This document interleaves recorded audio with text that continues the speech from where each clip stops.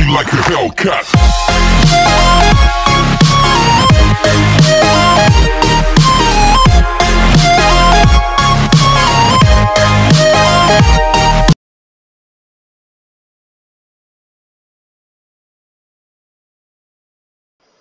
अस्सलाम वालेकुम, मेरा नाम रहील नवाज़ है। मेरा ताल्लुक गुजरांवाला से है और मैं सभी को खुशामदीद कहता हूँ Forex-Usta.com में।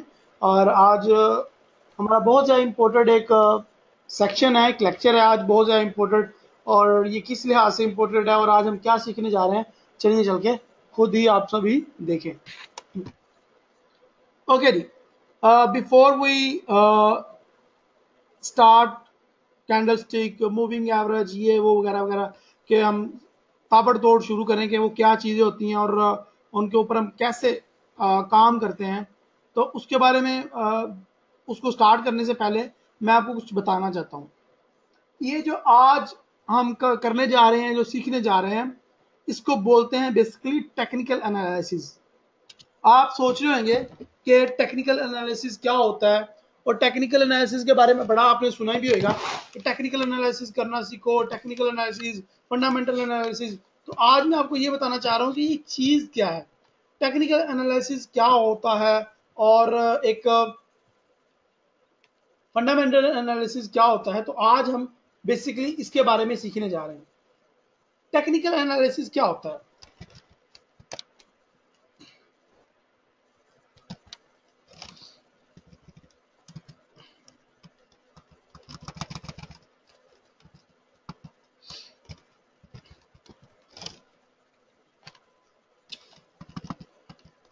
क्या हो गया तुझे? ओके ओके, टेक्निकल एनालिसिस हम बोलते हैं, हम जब मार्केट का अंदाज़ा लगाते हैं किसी भी चीज़ को फॉलो करते हुए, भले वो मूविंग एवरेज होए, कैंडलस्टिक होए या कुछ भी होए, तो उसको जब हम अंदाज़ा लगाते हैं उसको बोलते हैं हम टेक्निकल एनालिसिस। आगे हम सीखने जा रहे हैं, आज से स्टार्ट करने जा रहे हैं टेक्निकल एनालिसिस, और तकरीबन आपके कोर्स का तकरीबन 65% हिस्सा वो टेक्निकल एनालिसिस के ऊपर होएगा। लाइक मैं आपको आगे चल के सिखाने वाला हूँ मूविंग एवरेज, कैंडलस्टिक, फिबोनाची, अलग अलग किस्म के इंडिकेटर्स लाइक RSI, और इसके अलावा बुलंगर बैंड्स, मैकडी, और भी काफ़ी ज़्यादा इंडिकेटर हैं जो मैं आपको सिखाऊंगा, और भी काफ़ी ज़्यादा टेक्निक्स हैं जो मैं आपको सिखाऊंगा, और भी काफ़ी ज़्यादा चीज़ें हैं जो मैं आपको सिखाऊंगा, लेकिन वो सारी रिलेटेड टू टेक्निकल एनालिसिस होंगी। तो ये जानना बहुत ज़्यादा ज़रूरी है कि ये टेक्निकल एनालिसिस बेसिकली होता क्या है। So basic question is what is technical analysis and how to do.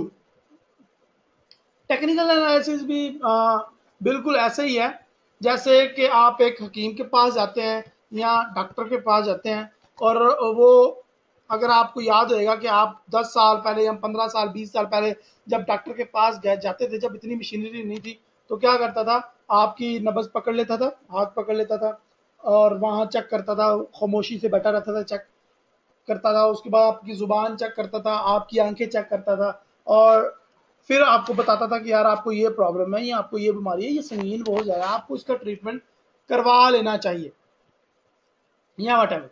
तो वो क्या कर रहे होते थे, बेसिकली वो हमारे इंडिकेटर्स को पकड़ के अंदाजा लगा रहे होते थे कि आया कि इस बंदे की कंडीशन क्या है।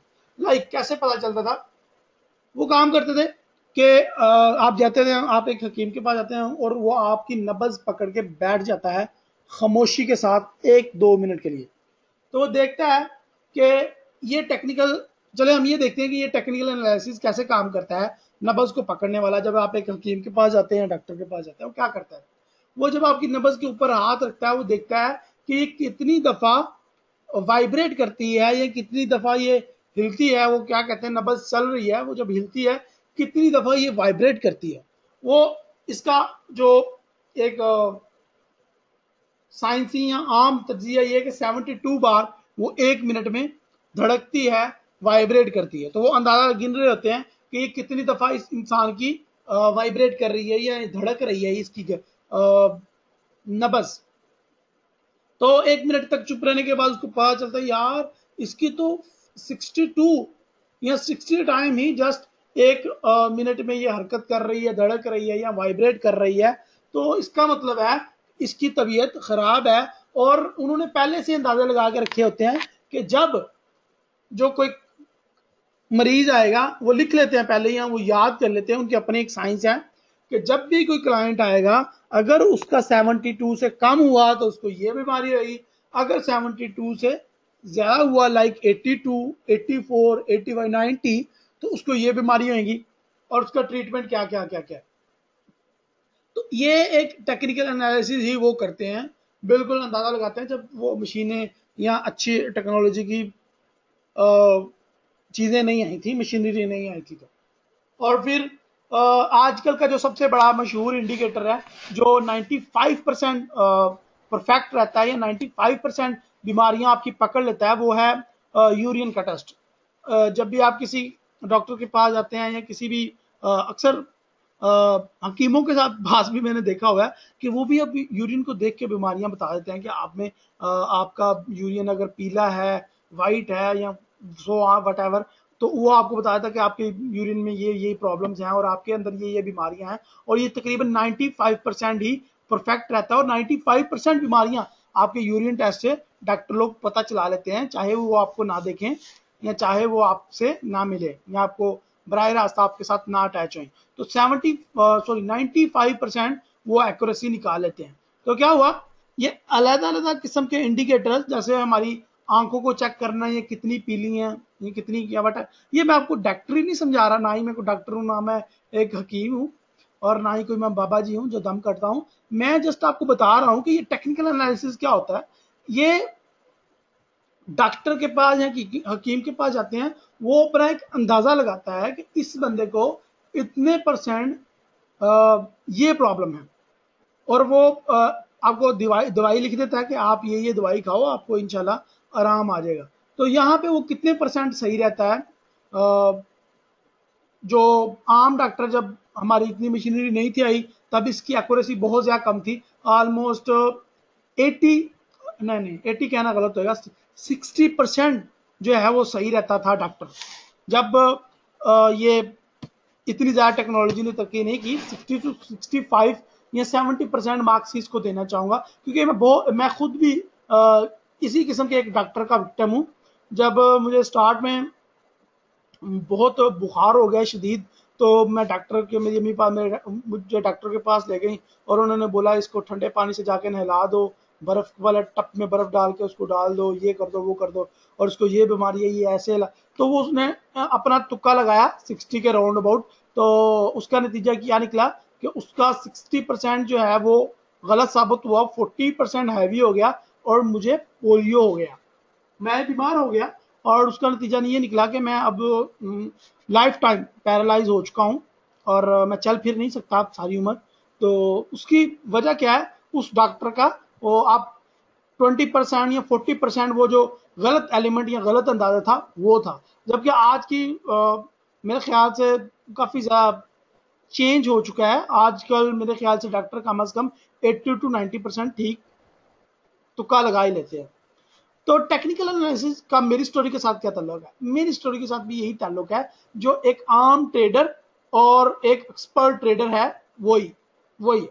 एक आम ट्रेडर क्या करता है, जब वो ट्रेडिंग करता है, जो अनपढ़ होता है या किसी इंडिकेटर को फॉलो करता है, वो आज से 20 साल पहले वाला डॉक्टर होता है, लाइक वो तुक्का लगा रहा होता है, वो 60% ही डिलीवर कर पाता है, जस्ट वो 60 to 50% ही सही होता है और वो ट्रेडिंग करता है और वो एक ना एक दिन नाकाम हो जाता है, जैसे कि एक नाकाम एक्सपेरिमेंट मेरे पे हुआ। और जब एक एक्सपर्ट यानी कि आजकल के दौर के जो इंडिकेटर्स लोग फॉलो करके वो एक डॉक्टर एक अंदाजा लगाता है, तकरीबन 80 to 90% ठीक रह जाता है, तो उसमें वो काफी ज्यादा मरीजों को ठीक कर लेते हैं। लेकिन 10 या 20% फिर भी खदशा रहता है कि उस डॉक्टर को समझ नहीं आया इसके अंदर प्रॉब्लम क्या है। ये सारी मैं स्टोरी क्यों सुना रहा हूं आपको, ये इसलिए सुना रहा हूं कि मैं आपको समझा सकूं कि what is technical analysis. Technical analysis भी बिल्कुल ऐसे ही है जैसे एक डॉक्टर एक मरीज को एक्सपेरिमेंट करता है कि इस मरीज के अंदर एक्चुअली में प्रॉब्लम क्या है। ओके, लेट्स सपोज आप एक टेक्निकल एनालिसिस हो और आप एनालाइज करते हो। आप जब एनालाइज करोगे तो आप 80%, अगर बहुत बड़े एक्सपर्ट बन गए तो जो हम सीखने जा रहे हैं इसमें आपको 80% कामयाबी अगर मिल गई ना तो दैट्स अ बिग अचीवमेंट। और ये एक बहुत बड़ी अचीवमेंट है। 80% एक्यूरेसी बहुत अच्छी एक्यूरेसी है, लेकिन 20% आपका लॉस होने के चांसेस हैं जो भी मैं आपको सिखाने जा रहा हूँ। That's called technical analysis. Technical analysis में क्या होता है, हम लोग मूविंग एवरेज, कैंडलस्टिक, हम सपोर्ट एंड रेजिस्टेंस, हम लोग अलग अलग किस्म के इंडिकेटर्स वगैरह स्टडी करेंगे। तो ये सारे टेक्निकल एनालिसिस में आते हैं। इसमें भी आपने जब ट्रेड करनी है, आपने जब ट्रेड लगानी है, आपने जब ट्रेड लगानी है तो आपको ये पता होना चाहिए कि ये मेरा टेक्निकल या फंडामेंटल एनालिसिस कितने % राइट है और मुझे इसके ऊपर कितना रिस्क लेना है। आगे चल के हम सीखेंगे मनी मैनेजमेंट और आगे चल के और भी बहुत कुछ इंशाल्लाह इस कोर्स में मैं आपको सिखाऊंगा। लेकिन होप मैं टेक्निकल एनालिसिस को आपके सामने सही तरीके से डिस्क्राइब करने में कामयाब हुआ हूं या नहीं, आई डोंट नो, लेकिन मुझे उम्मीद है अच्छे तरीके से कर दिया होगा। लेकिन अगर फिर भी कोई कसर रह गया तो इंशाल्लाह इसके ऊपर पूरी 1 घंटे की वीडियो इंशाल्लाह आने वाले दिनों में बनाऊंगा, वो आपकी खिदमत में पेश कर दी जाएगी। कुछ समय लगा टेक्निकल एनालिसिस क्या होता है, हम स्टार्ट करें फिर टेक्निकल एनालिसिस। क्या आप लोग सीखना चाह रहे हैं? क्या आप लोग डॉक्टर बनना चाह रहे हैं? अच्छा मुझे ये बताएं, आप वो 60 वाले बनना यस चाह सर। रहे हैं या 80 वाले? चैट बॉक्स में टाइप करें अगर आपका माइक सर ऑन 80 नहीं वाले। है। 80 वाले सर। अब्दुल समी कह रहा है जी मैं 95 प्लस बनना चाहता हूँ। ओके अब्दुल समी, दैट्स ए गुड अप्रोच। अगर आप 95 प्लस जाना चाह रहे हैं, लेकिन 95 plus accuracy I think so कि इतनी आसान नहीं है। ये कम से कम आपको 95 एक्यूरेसी लेने के लिए कम से कम भी आपको लगाना पड़ा तो 5 साल कहीं नहीं गए। और शाहिद उमर कह रहा है 110%, तो 110% भाई नामुमकिन है।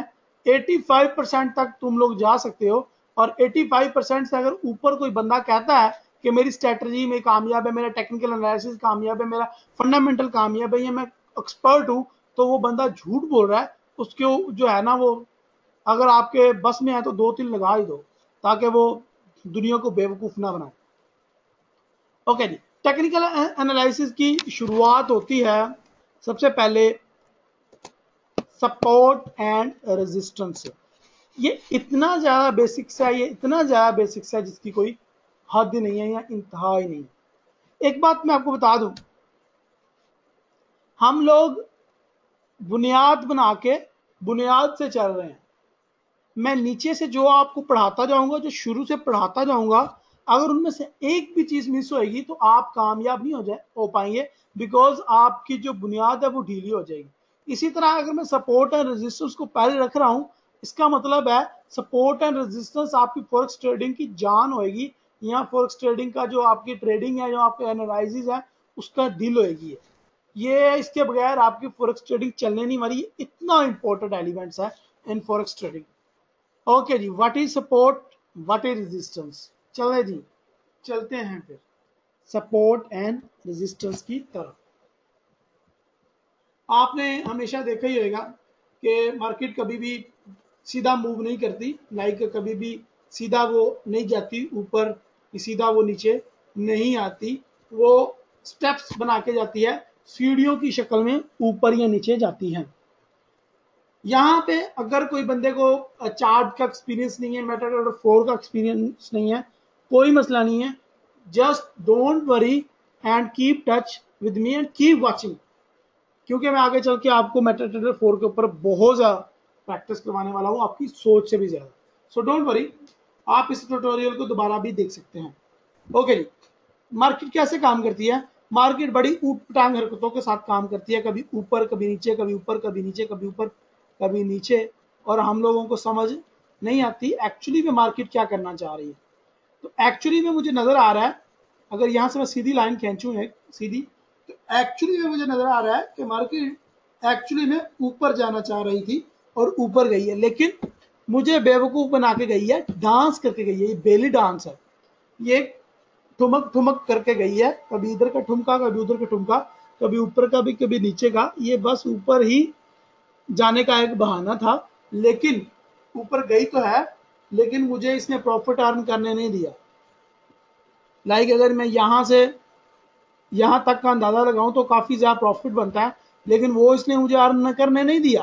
ठीक है, क्योंकि ये ठुमके लगा के ऊपर गई है। तो हम देखते हैं कि हम किस तरह कैच कर सकते हैं इसके बाउंस को, और किस तरह कैच कर सकते हैं इसकी मूवमेंट को। ओके जी, ये एक लाइन नजर आ रही है आपको, इसको लाइन चार्ट बोलेंगे हम। ये एक लाइन चार्ट आपको नजर आ रहा है, जैसे कि स्टार्ट में मैंने आपको पढ़ाया कि लाइन चार्ट क्या होता है। तो यहाँ पे भी आपको इस इमेज में वाजिया होगा कि मार्केट अगर सीधी चलती तो इसका सीधा जो एक हम लाइन लेते हैं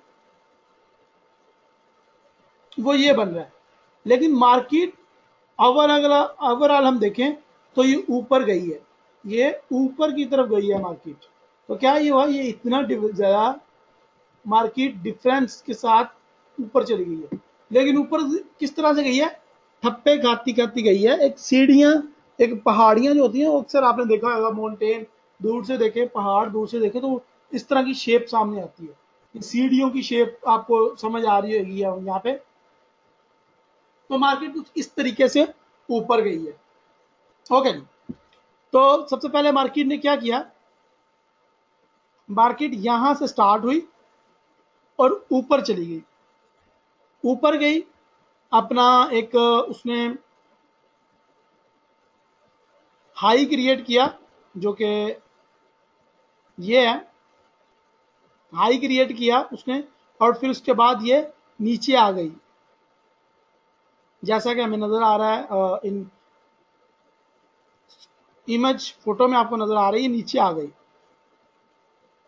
यहां पे भी उसने अपना पॉइंट क्रिएट किया, इसी तरह वो ऊपर गई, यहां पे भी नीचे आई, ऊपर गई। ये support and resistance, support and resistance जो पॉइंट्स हैं, जो आपको सपोर्ट एंड रेजिस्टेंस लिखा नजर आ रहा है, ये क्रिएट करती गई। अब मैं आपको यहाँ पे एक बात वाजिया करता चलूं कि जो मार्केट के ऊपरी हिस्से, यानी कि माउंटेन के ऊपरी हिस्से पे जो भी पॉइंट क्रिएट होएगा उसको हम रेजिस्टेंस बोलेंगे, उसको हम रेजिस्टेंस बोलेंगे। यहां पे देखें, यहां पे देखें, पॉइंट्स तो नीचे भी क्रिएट किए हैं इसने, लेकिन इसको हम रेजिस्टेंस नहीं बोलेंगे, इसको हम बोलेंगे सपोर्ट्स। सपोर्ट, सपोर्ट मतलब आप ऐसे अपने माइंड में रख सकते हो, जस्ट लाइक आप ये देख सकते हो कि अगर बंदा कोई गिर रहा है तो हम उसको सपोर्ट प्रोवाइड करेंगे नीचे से। अगर कोई इमारत गिर रही है, या अगर कोई आपकी गाड़ी का टायर पंचर हो गया, तो आप उसको नीचे से सपोर्ट प्रोवाइड करके, गियर लगा के, लीवर लगा के ऊपर उठाएंगे। तो सपोर्ट नीचे से हमेशा दी जाती है, इसीलिए हम सपोर्ट को नीचे और रेजिस्टेंस को ऊपर रखते हैं। Okay, understand? ये होगा सपोर्ट एंड रेजिस्टेंस। ये कैसे काम करता है और हमारे फॉरेक्स ट्रेडिंग में कैसे हेल्प करेगा, ये हम आगे चल के देखते हैं। ये देखें जी, एक सपोर्ट पॉइंट आपको ड्रा करके दिखाया गया है इस स्क्रीन में। इसके ऊपर मजीद मैं बात करता हूं, और इस स्क्रीनशॉट में या इस फोटो में, इस सेशन में, इस स्लाइड में हम जस्ट सपोर्ट की बात करेंगे।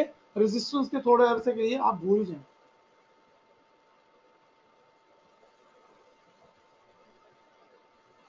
यहां पे देखें, मार्केट ने पहला सपोर्ट यहां पे अपना क्रिएट किया।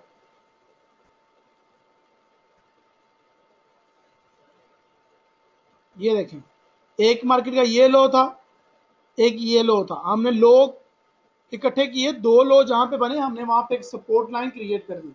अब मार्केट क्या करेगी, मार्केट ऊपर जाएगी, इसमें कोई शक नहीं है, मार्केट ऊपर नहीं जाएगी। ऊपर गई मार्केट, लेकिन मार्केट ने अपना एक रेजिस्टेंस लेवल क्रिएट किया। रेजिस्टेंस को थोड़े अर्से के लिए भूल जाते हैं, और मार्केट वापस नीचे आएगी, फिर ऊपर जाएगी, फिर नीचे आएगी अपने सपोर्ट पॉइंट की तरफ, फिर ऊपर गई, फिर नीचे आई, फिर ऊपर गई, फिर नीचे आई, फिर ऊपर, एंड फाइनली इसने अपना सपोर्ट लेवल जो ये था, ये लाइन ब्रेक कर दिया। अब ट्रेंड चेंज हो गया और अब मार्केट नीचे नीचे नीचे जाएगी, और यहां पे उसने एक अपना नया सपोर्ट क्रिएट कर दिया। अगर समझ नहीं आई, डोंट वरी, जस्ट इसको बड़े गौर से देखते जाएं, आगे मेरे पास और भी एग्जांपल्स हैं आपके पास।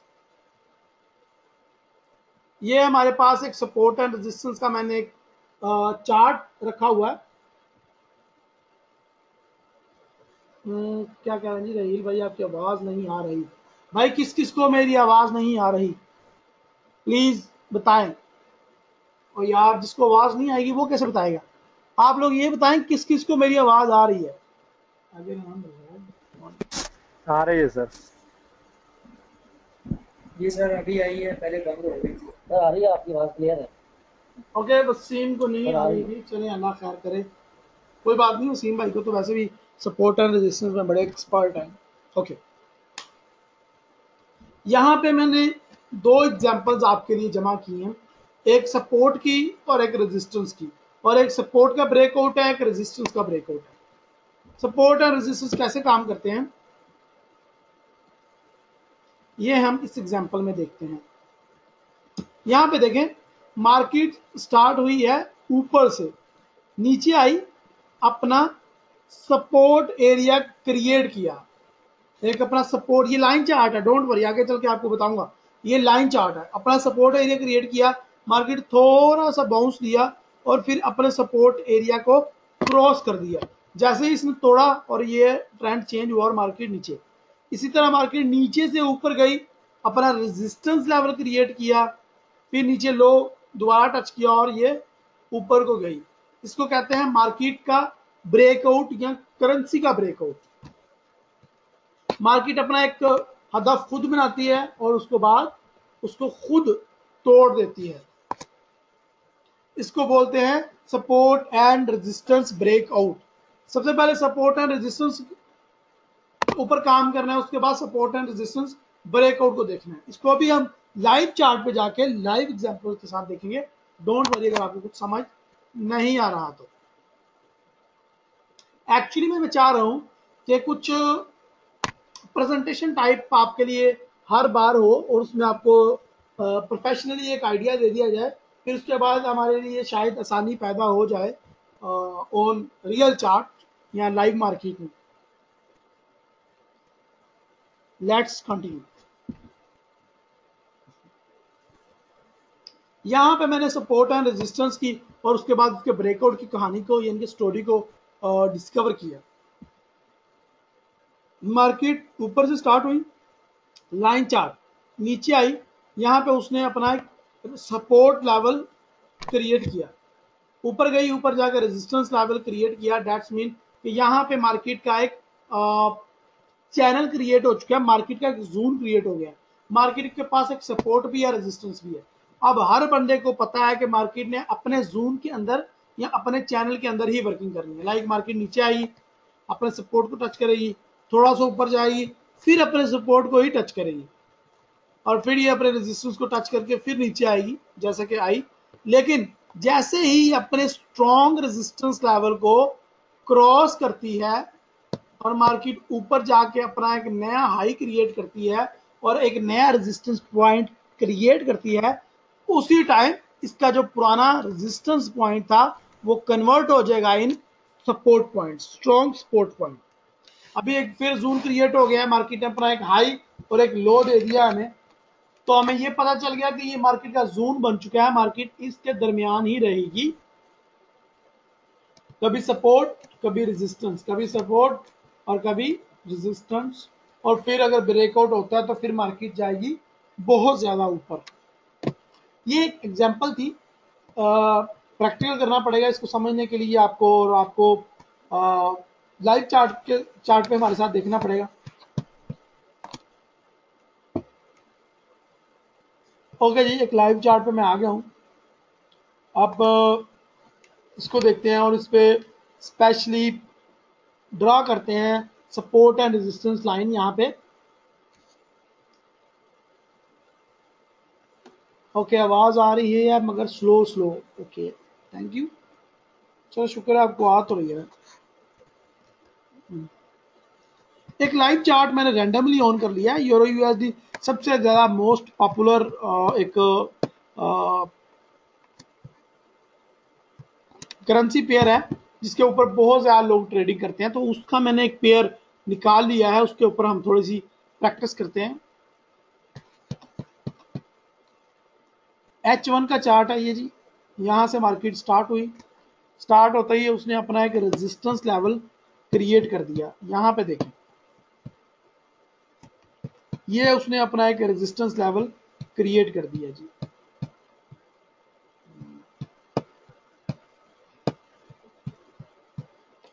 ले जी, मैंने एक लंबी सी लाइन लगा ली है रेजिस्टेंस लेवल की, और अब हम इसके ऊपर बात करते हैं। मार्केट ने आते ही अपना रेजिस्टेंस लेवल क्रॉस किया, उसके बाद मार्केट नीचे आई और मार्केट ने अपना पहला सपोर्ट लेवल भी क्रिएट कर दिया। फिर उसके बाद फिर मार्केट और नीचे आई, फिर अनदर सपोर्ट, फिर मार्केट अपने रेजिस्टेंस लेवल तक गई, उसको ब्रेक किया, फिर अनदर रेजिस्टेंस लाइन, उसको क्रॉस किया और फिर अपने मार्केट ने आगे चल के एक नया support and resistance line cover किया। चले, अगर ऐसे समझ नहीं आ रही तो कोई दूसरा तरीका अपना लेते हैं। तो यहाँ पे हम लाइंस यूज करते हैं, हम horizontal lines for drawing our support and resistance line. पहला जी, मार्केट ने अपना एक सपोर्ट रेजिस्टेंस लेवल क्रिएट किया, फिर मार्केट नीचे आई, अपना एक रेजिस्टेंस लेवल क्रिएट किया, सपोर्ट लेवल, ऊपर रेजिस्टेंस लेवल, मार्केट थोड़ा सा और नीचे आई तो मार्केट ने अपना एक और सपोर्ट लेवल क्रिएट किया। अब मार्केट ऊपर जा रही है, एक और रेजिस्टेंस लेवल और उसको भी ब्रेक किया तो एक और हमारे पास आ गया रेजिस्टेंस लेवल। मैंने अभी तक 3 रेजिस्टेंस लेवल और 2 सपोर्ट लेवल ड्रॉ किए हैं। आइए हम इसके ऊपर थोड़ी सी प्रैक्टिस करते हैं कि ये एक्चुअली में कैसे काम कर रहा है।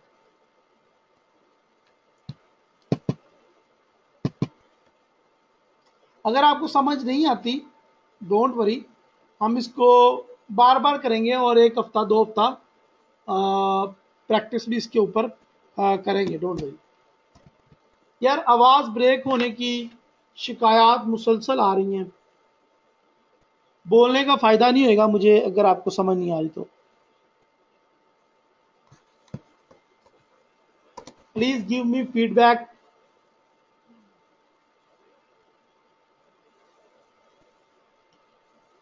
भाईजान बताएं आपको आवाज आ रही है सबको या नहीं।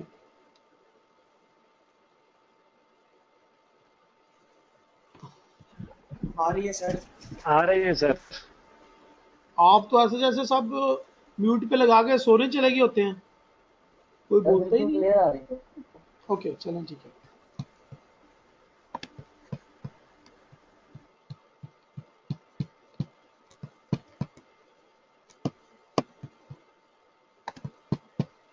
ओके, मार्केट ने यहाँ पे अपना रेजिस्टेंस लेवल क्रिएट किया, मार्केट नीचे आई, मार्केट ने सपोर्ट लेवल क्रिएट किए। एक्चुअली में सबसे बेस्ट ये है कि आपको लाइन चार्ट में लाने की बजाय मैं कैंडलस्टिक के ऊपर प्रैक्टिस करवाता हूँ। It's much better for you guys. So candlestick on कर लिया हमने।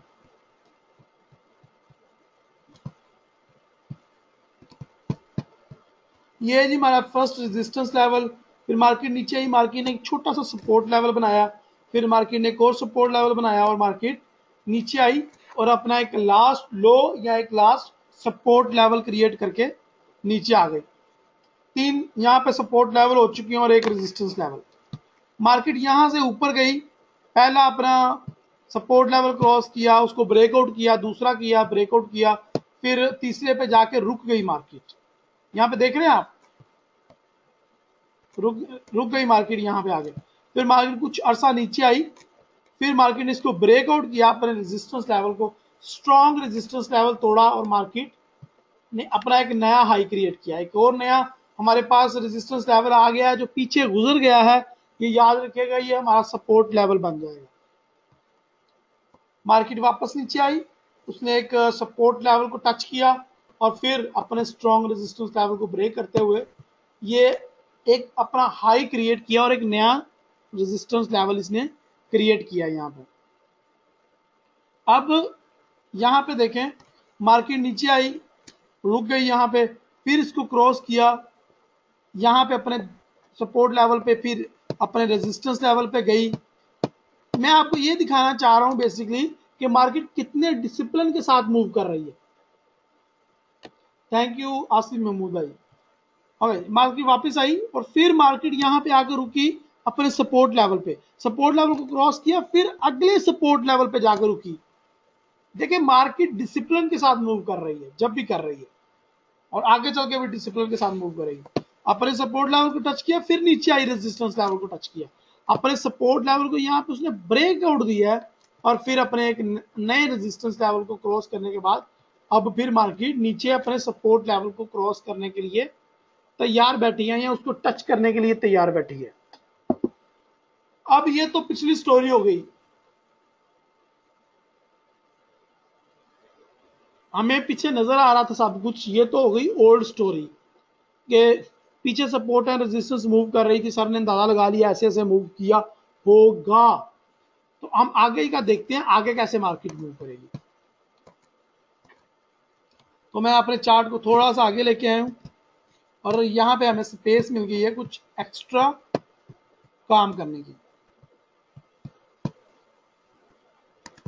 यहां पे देखें मार्केट ने अपने सपोर्ट लेवल से रेजिस्टेंस लेवल को टच करना है, अगर उसको ब्रेकआउट नहीं करती मार्केट तो वापस आएगी, अगर ब्रेक कर लेती है लाइक ये कैंडल यहां पे आ गए, इसको ऐसे क्रॉस करके क्लोज हो जाती है, तो मार्केट यहां पे जाएगी और अगेन अपने उसी सपोर्ट लेवल को टच करेगी जिसमें वो करके आई हुई है पहले, याद रखिएगा।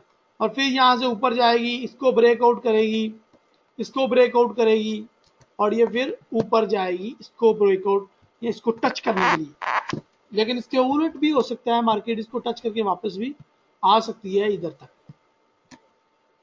तो लेकिन हमें एक बात का पता है, मार्केट जहां भी जाए मार्केट डिसिप्लिन के साथ जाएगी, मार्केट अपना कोई ना कोई इशारा या सुराग छोड़ के जाएगी कि भाई मेरी नेक्स्ट मूवमेंट क्या हो सकती है। सपोर्ट एंड रेजिस्टेंस क्या है और कैसे ड्रा करते हैं, इसके ऊपर आप प्रैक्टिस कीजिएगा, इसको समझने की कोशिश कीजिएगा। और कल हम ट्रेंड लाइन पे फिबोनाची पे बात करेंगे, आज के लिए जस्ट सपोर्ट एंड रेजिस्टेंस ही है।